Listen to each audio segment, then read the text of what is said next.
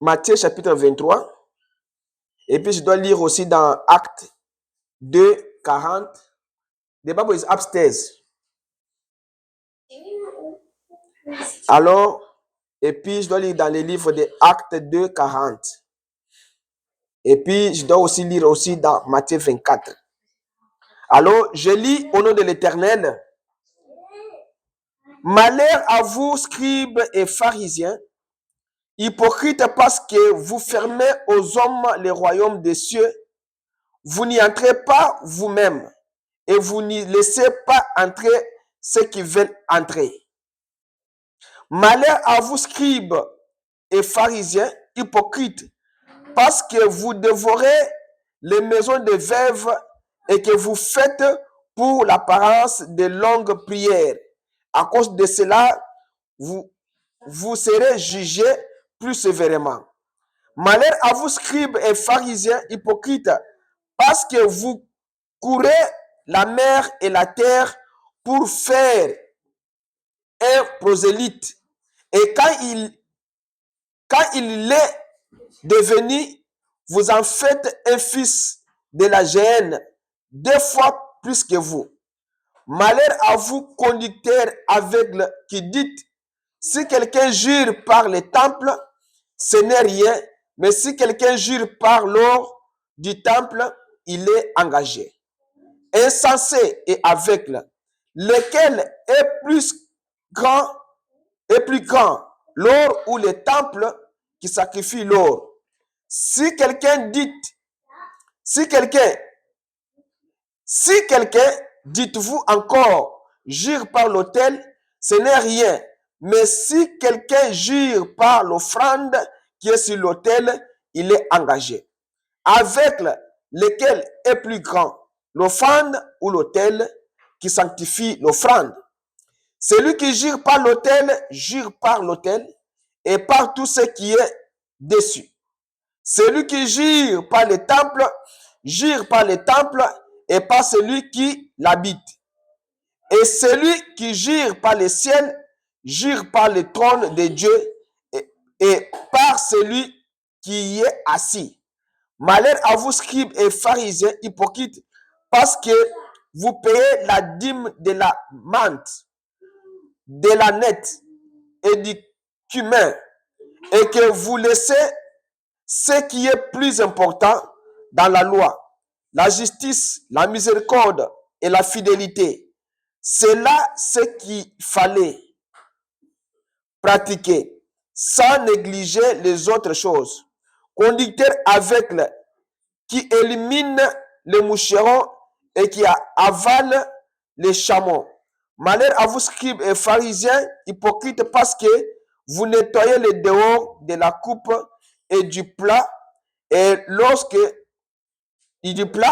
alors qu'au-dedans, ils sont pleins de rapines et de tempérance. Pharisiens aveugles, nettoyez premièrement l'intérieur de la coupe et du plat, afin que l'intérieur aussi soit net. Amen. Je lis maintenant dans Actes chapitre 2, verset 4. Don't make noise. Acte 2, chapitre Acte chapter 2, verse 40. Ok, je lis au nom de l'Éternel. La Bible dit, et par plusieurs autres paroles, il les conjure et les exhortait, disant, sauvez-vous de cette génération perverse. Can you read? Take microphone. Acts chapter 2, verse 4. And with many other words, he bore witness and continued to exhort them, saying, save ourselves from this generation. Seigneur Jésus, nous te disons merci ce matin. Bénis-nous dans ce que nous allons dire. Nous voulons être calmes et écouter ce que tu vas nous parler ce matin. Pour ton nom, pour ta gloire, au nom de Jésus. Amen. Don't make noise, guys. So you have to say something about the God. Ce matin, je vais parler un peu sur un sujet. Si ça ne termine pas, ça va terminer dimanche prochain. Mais c'est paix. Alors, ça ne va pas nous prendre beaucoup de temps. Je vais prêcher sur un sujet, un petit sujet intitulé « Sauvez-vous de cette génération perverse ».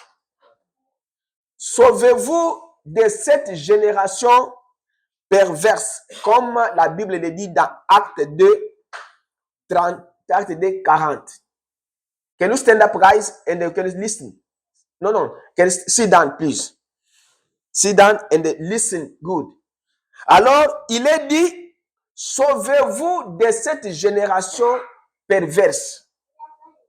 Maintenant, nous devons savoir quelle est la génération qui était perverse. C'est la génération du temps de Jésus, ou bien la génération du temps avant Jésus-Christ, ou bien la génération après Jésus-Christ, ou bien notre génération que nous sommes en train de vivre. Quelle est la génération qui est méchante et qui est mauvaise et qui est perverse? Quelle est cette génération-là qui n'écoute pas la parole de Dieu? Nous savons qu'avant l'arrivée de Jésus-Christ sur la terre, la venue de Jésus sur la terre, plusieurs prophètes ont prophétisé à propos de la venue du Messie. Et ces prophètes-là, ils planifiaient le chemin du Seigneur. Ils disaient aux gens de ne pas faire le mal, de ne pas se prostituer, de ne pas adorer, prier les idoles, de ne pas se confier à d'autres dieux étrangers, mais de rester avec l'Éternel Dieu d'Israël. Mais le peuple d'Israël ne comprenait pas et ne voulait pas écouter la voix du prophète. Or que la Bible dit ceci, écoutez-moi attentivement, il ne faut pas faire des va-et-vient pour me faire parler dans des micros comme ça. Alors, la Bible dit ceci, que Dieu ne fait rien sans avoir révélé ses secrets à ses serviteurs, les prophètes. Il n'y a pas un tuyau, il n'y a pas une voix, il n'y a pas une manière que Dieu peut parler à un peuple que par les prophètes. Quelles que soient les générations, Dieu ne change pas sa manière de parler à son peuple. Quand Dieu a dit que moi, Dieu, je parlerai à ce peuple à travers les prophètes, Dieu l'a dit et a signé, c'est fini. Quand vous partez à la cour et que vous faites un document légal que le juge va signer, si le juge signe déjà le document et met le cachet, personne, même le président de la République, ne peut pas enlever ça. C'est déjà acquis, c'est déjà jugé, trouvé nécessaire pour que cela soit en application. Mais Dieu, il est le juge suprême. Quand il dit quelque chose, il assume ce qu'il dit. C'est pourquoi nous devons l'aimer. C'est pourquoi nous devons être dans la joie, parce qu'il nous a même créé des hommes. Dieu a créé d'autres êtres de poissons. Il a créé d'autres êtres, les animaux. Il a créé d'autres êtres, les oiseaux. Mais il t'a créé un homme. C'est la première des choses que tu dois d'abord lui remercier. Il pouvait te créer un poisson. On pouvait te manger aujourd'hui. Aujourd'hui, ta vie est terminée. On pouvait te créer un animal. Tu n'as pas d'habit. Tu dors dans des forêts. On pouvait te créer même une mouche. Dieu pouvait faire avec toi tout ce que vous voulez. Mais il a dit, je veux que tu sois un homme. Et il t'a donné même une famille à vivre sur la terre. C'est que c'était une meilleure décision. Et quand tu es venu sur la terre, servez Dieu et remerciez lui. Reconnais que Dieu existe et il est le rémunérateur de tous ceux qui le cherchent. Si vous ne le cherchez pas, vous n'allez pas le trouver. Ok, Dieu, vous le trouverez que dans sa parole. Et la parole de Dieu, c'est le Seigneur Jésus-Christ. C'est lui que nous devons adorer. C'est lui que nous devons louer. C'est lui que nous devons glorifier. C'est lui qui est notre maître. C'est lui l'or de notre vie. Alors, Dieu n'a pas changé sa manière. Maintenant, Dieu a envoyé Moïse. Les gens ont dit, Moïse ne nous parle pas. Seulement toi que Dieu parle, nous voulons aussi que Dieu nous parle aussi. Dieu a dit, ah bon? Moi, quand je crée un prophète n'a pas le corps que toi tu as et moi j'ai. Non. Qu'on ne vous trompe pas. Le corps d'un prophète, c'est le corps d'un aigle. Il est constitué d'une manière différente avec nos corps ici que nous avons. Je vais vous donner des exemples. J'ai vu un documentaire que parmi tous les oiseaux qui vivent dans le monde ici, il y a un seul oiseau qui combat l'aigle. Et l'oiseau qui combat l'aigle, c'est le corbeau. Le corbeau, c'est l'unique oiseau qui combat l'aigle. Mais quand il vient combattre l'aigle, l'aigle ne lui regarde même pas. Mais qu'est-ce que le corbeau fait? Le corbeau monte au-dessus de l'aigle. Il commence à foncer sa bec dans les ailes de l'aigle là, comme un oiseau choubaillé. Maintenant, l'aigle, tellement qu'il est un grand oiseau, il ne s'occupe pas des corbeaux. Ça, c'est dans les documentaires. Mais qu'est-ce que l'aigle fait? L'aigle, sachant qu'il y a un ennemi derrière moi, l'aigle monte avec le corbeau au-dessus. Maintenant, quand l'aigle commence à monter, le vent là ne permet pas aux plumes du corbeau de résister à ce vent-là. Maintenant, quand l'aigle commence à monter, le corbeau sent qu'il y a un danger. Et si je ne lâche pas l'aigle ici, moi, on doit me déplumer. C'est comme ça que le corbeau lâche maintenant l'aigle et le corbeau descend. L'aigle, comment, still go up. Il still go up. Bon, en français, je ne sais pas comment dire ça. Il monte encore beaucoup plus là-bas. Il monte plus haut, c'est ça le terme. Il monte encore beaucoup plus haut. Pourquoi? Dieu a dit à Moïse, monte ici à la montagne. Aaron tikala. Yo tikala. Yo tikala. Reste. Seulement Moïse monte. Quand Moïse est monté là-bas, Moïse est entré, la Bible dit que Moïse est entré dans les nuées. Les nuées que Aaron ne pouvait pas entrer. Les nuées que le Corée et Dathan ne pouvaient pas entrer. C'est que le Corée et les Dathan sont des corbeaux. C'est que l'aigle, c'est lui-là qui est monté dans les nuées là. Parce que le corps de Moïse pouvait supporter la présence de Dieu. C'est pourquoi quand Moïse est descendu de la montagne, Moïse a eu une autre figure. Et les enfants d'Israël ne pouvaient pas regarder la figure de Moïse. Il fallait qu'ils mettent le voile pour qu'on puisse le voir. C'est parce qu'il est allé rencontrer son Dieu dans les nuées là-bas. Voilà pourquoi Dieu ne peut pas te parler, toi et moi, ne peut pas travailler avec toi et moi comme le prophète majeur qu'il a envoyé sur la terre. Il y a beaucoup de prophètes aussi au monde aujourd'hui. Ils disent, je suis prophète, je suis prophète. Ce sont des prophètes de nom. Ce ne sont pas des prophètes confirmés par Dieu comme un prophète envoyé parce qu'il y a les ténèbres sur la terre. Non. C'est comme ça que Dieu a envoyé des prophètes. Alors, comme les enfants d'Israël n'écoutaient pas avec Moïse, Moïse leur a dit que comme vous n'écoutez pas maintenant moi, Moïse, mais l'Éternel Dieu vous enverra un autre prophète comme moi. Et vous l'écouterez. Si vous ne l'écoutez pas, vous serez retranché du milieu de ton peuple. Maintenant, Moïse a commencé maintenant à mettre des bases. Qu'il y aura des prophètes qui viendront.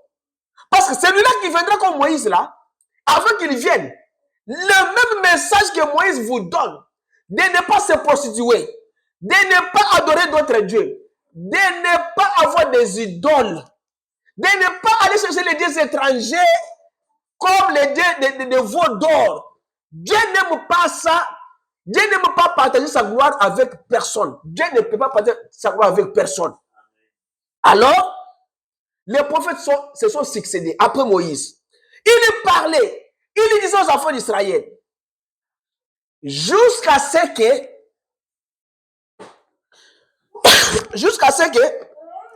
les enfants d'Israël n'ont pas compris. Ils ont tué des prophètes, ils les ont maltraités, ils ont tout fait, toute une génération. Après 40 ans, ils les faisaient. Après 40 ans, il les faisait. Il refaisait les prophètes. Il les maltraitait. Il les torturait. Il les encerclait. Il les mettait dans la prison.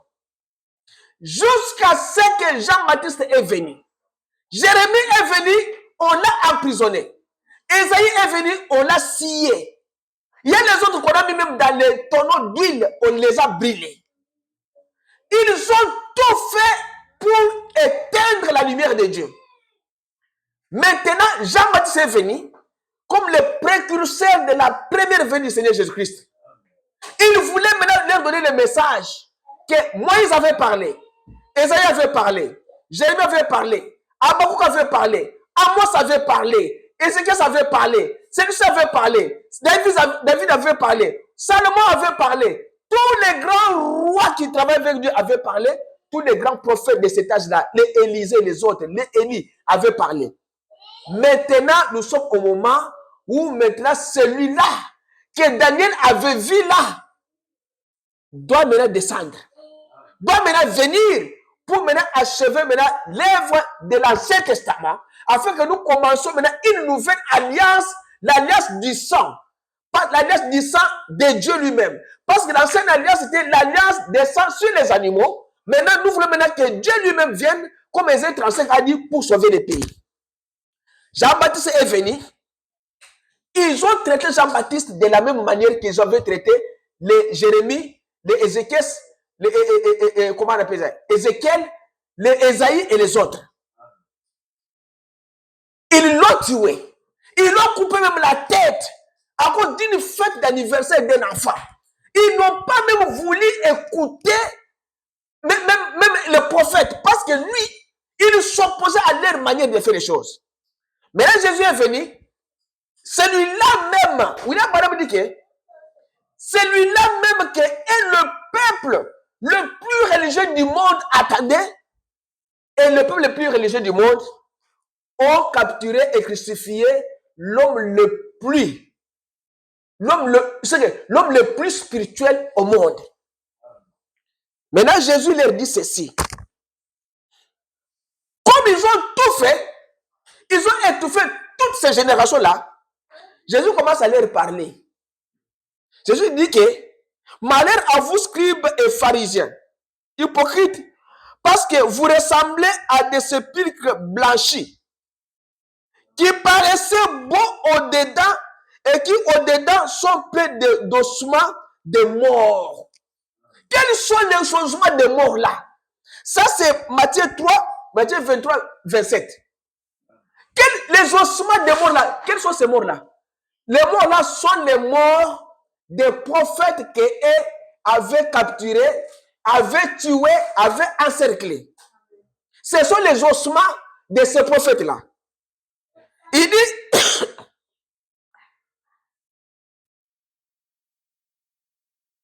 et de toute espèce d'impureté.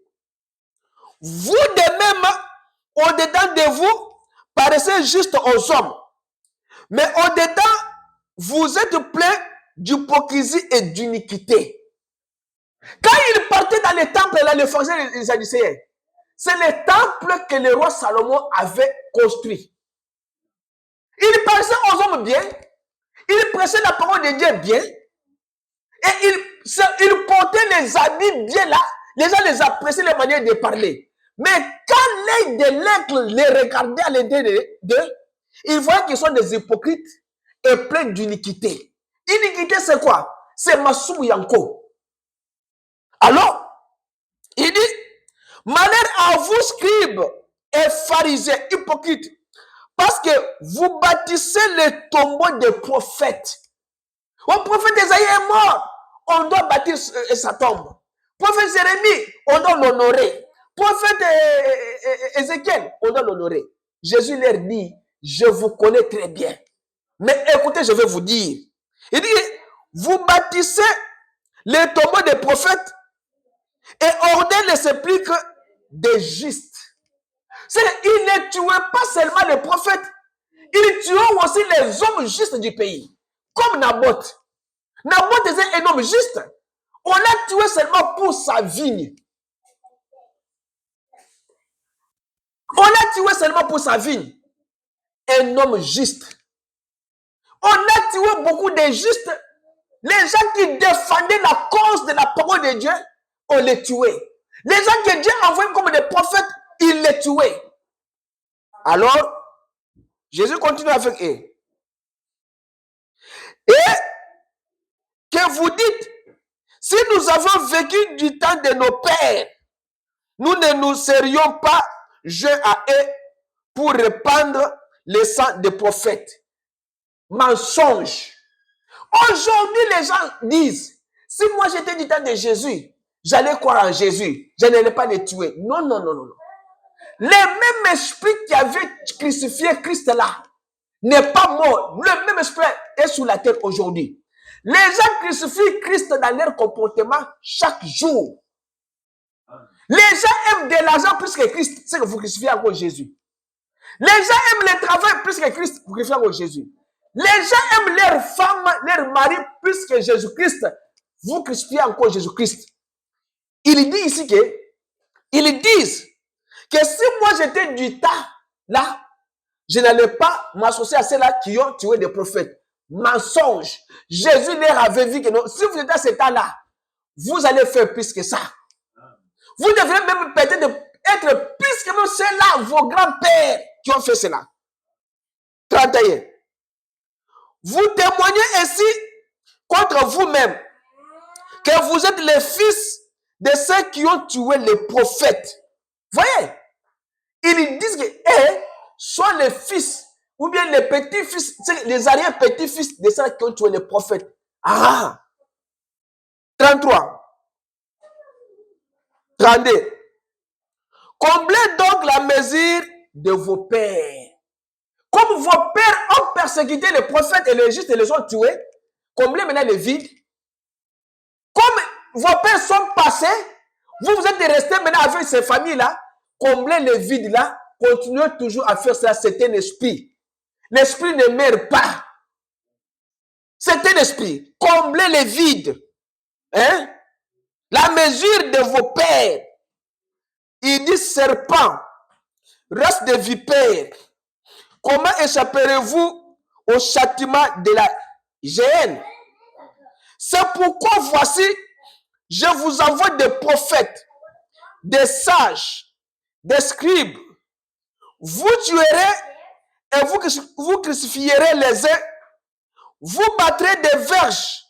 Vous les persécuterez de ville en ville, afin que retombe sur vous tous les sangs innocents répandus sur la terre, depuis le sang d'Abel jusqu'au dernier prophète. Ah, Zacharie, fils de Barachi, que vous avez tué entre le temple et l'autel. Jésus le savait, parce qu'il est celui qui discerne les pensées humaines. Il le savait. Je vous l'ai dit en vérité, tout cela retombera sur cette génération. C'est pourquoi Pierre vient. Il leur dit que repentez-vous. Soyez baptisés au nom du Seigneur Jésus-Christ pour la rémission de vos péchés. Et Pierre, à la fin, quand il a gagné les âmes, il leur a dit, sauvez-vous de cette génération. Cette génération-ci, il comble les mesures de leur père. Il persécute les prophètes. Il tue les justes. Il tue les sages. Il tue les juges. Il tue les scribes. Il tue tous ceux-là qui servent Dieu. Il s'oppose et les tue. Sauvez-vous de cette génération. Jésus ne s'était pas arrêté par là. Matthieu 24, allons d'abord dans 37. Dans verset 37, il dit, Jérusalem, Jérusalem. Il vous dit Congo, Congo. États-Unis, États-Unis. France, France. Partout où tu es. Qui tue les prophètes et qui lapide ceux qui te sont envoyés, ceux qui sont envoyés. Dieu vous a envoyé des gens pour vous prêcher l'évangile. Vous les persécutez. Dieu vous a envoyé les serviteurs de Dieu. Dieu vous a envoyé les sages. Dieu vous a envoyé les justes. Vous les persécutez. Combien de fois ai-je voulu rassembler tes enfants l'assemble se poussait sous ses ailes, et vous ne l'avez pas voulu. Voici votre maison vous sera laissée déserte. Car je vous l'ai dit, vous ne me verrez plus désormais jusqu'à ce que vous disiez, béni soit celui qui vient au nom du Seigneur. Jésus leur avait donné une promesse. Comme vous avez refusé, ça va retomber sur vos têtes. Comme vous n'avez pas écouté mes envoyés, la persécution là, quand les Romains là viendront, ça va tomber sur vos têtes. Et là-bas à la croix, ils ont dit quoi? Ils ont capturé même Jésus-Christ même. On leur a posé la question. Parmi ces deux, qui voulez-vous qu'on puisse relâcher? Ils ont dit Barabbas. On leur a posé la question. Mais qu'est-ce que l'autre ici a fait? Non, il n'a rien fait, mais nous voulons seulement qu'il puisse mourir. Ah! William Branham dit que Jésus-Christ a été crucifié par jalousie. Frère, la jalousie n'est pas une meilleure chose dans la vie. Si notre maître, Jésus-Christ, a été crucifié, livré à la mort par jalousie, il n'avait rien fait. Ils avaient regardé dans son bilan, dans sa vie, dans ce qu'il avait fait sur la terre, ils ont trouvé que cet homme n'a rien, il ne mérite pas la mort. Mais ils ont dit seulement qu'il soit crucifié. Nous ne voulons pas de... Il n'a rien fait, mais jalousie. C'est pourquoi il ne faut pas être jaloux avec quelqu'un. C'est un démon terrible. Ton frère s'habille bien, tu es jaloux. Ton frère achète une maison, tu es jaloux. Ton frère achète un bon véhicule, tu es jaloux. Ton frère a des enfants, sages, peut-être intelligents à l'école. Tu es jaloux des enfants de ton voisin, de ta tante, de ton petit frère, de ta petite sœur. Non! La jalousie n'est pas une... Si Jésus a été livré à l'amour par la jalousie, est-ce que la jalousie est une bonne chose? Non. Réjouissez avec ceux qui se réjouissent. Pleurez avec ceux qui pleurent. C'est ce que la Bible nous recommande. Faisons les biens, évitons les mal. Mais nous faisons le mal que la Bible ne nous permet pas de le faire. Vous capturez les enfants d'autrui, vous mettez les poisons du soir à manger et vous tuez les enfants de la famille. Un papa qui a construit sa famille sur base de 8 enfants, 7 enfants, 3 enfants, 4 enfants. Toi, tu viens avec le poison, tu empoisonnes tous les enfants et tous les enfants meurent. Frère, ma soeur, même au ciel là-bas, même si dans ce monde, personne ne t'a vu, mais le créateur de ces enfants-là t'a vu déjà. Quand Jézabel a envoyé quelqu'un pour aller tuer Naboth, Dieu au ciel a vu. Il a dit à Élie, à des centaines de kilomètres, va dire à Akab, j'ai vu comment ils ont fait Naboth le juste. Ah, Dieu aussi a jeté le regard sur la terre. Il a vu comment on a tué Naboth dans sa vie. Et il a dit que le même endroit où le sang de Naboth est tombé, c'est le même endroit que Jézabel léchait la chair son sang. Ainsi dit l'Éternel. L'Éternel l'a dit et cela a été fait. Jalousie. Il avait ravi la ville d'autrui par jalousie. Pourquoi? Parce que lui, il frustrait. Il partait de l'avant, il progressait parce qu'il était un homme juste. Il donnait sa dîme à l'église. Il aidait les enfants de Dieu. Il assistait au temple chaque fois. Il écoutait la voix de son père chaque fois. C'est pourquoi sa vie c'est bien progressé. Vous êtes devenu jaloux, vous l'avez tué. Et vous tuez les enfants de nous. Cette femme-là ne peut pas mettre encore au monde des enfants. Vous avez éliminé tous les enfants. Et vous lui avez laissé sans enfants comme si, elle, quand elle est venue au monde, elle n'a jamais eu un enfant. Jalousie n'est pas une bonne chose. Jésus a été livré, crucifié par jalousie. Jésus leur a dit, Il leur a dit à la sortie, il a fait monter le temple. Ça, c'est Matthieu 24.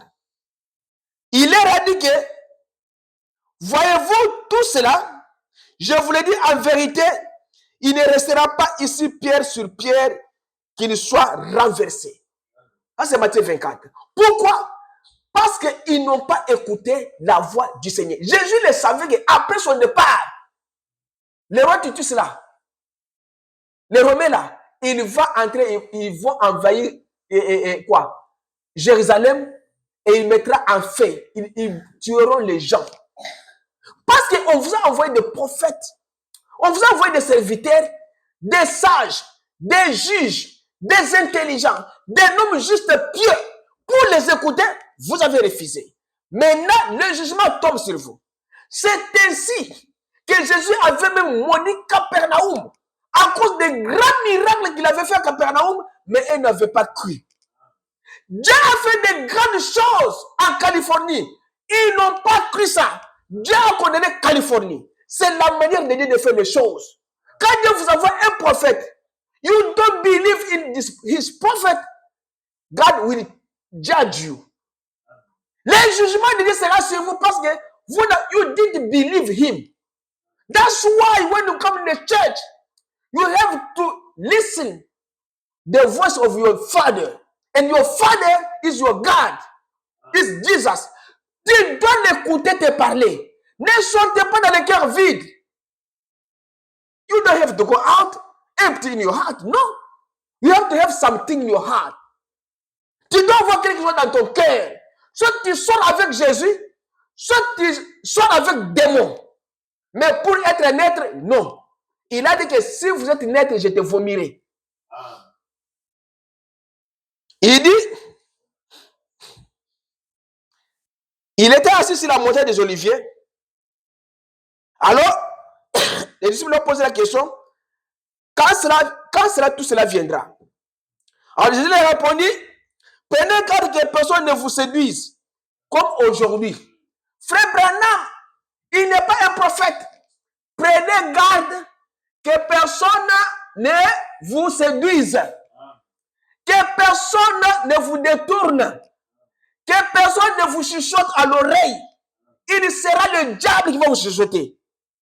Il dit, le message que vous avez ici, l'évangile que vous avez ici, que personne ne vous séduise, que personne ne vous détourne, et ne mettez pas votre oreille à n'importe quel diable pour vous parler. Jésus, il est en train de faire ce qu'on appelle une mise en garde. Il dit, plusieurs viendront sous mon nom, disant, c'est moi qui suis le Christ. Ils se diront beaucoup de gens. Vous entendez parler de guerre. Des guerres sont aujourd'hui sur la terre, partout. Les pays fight pour le gaz, pour les minéraux, pour les bombes atomiques, les bombes nucléaires, la guerre sur la terre. Moi, j'ai vu la Corée du Sud, la Corée du Nord, présenter une missile écrit USA. Et le roi, c'est roi c'est Pung Yun Wana, il dit que j'ai le bouton sous ma table. Si j'appuie seulement le bouton là, l'Amérique sera vide. Là c'est la semaine passée. Si j'appuie seulement le bouton là, c'est que le missile nucléaire ici va aller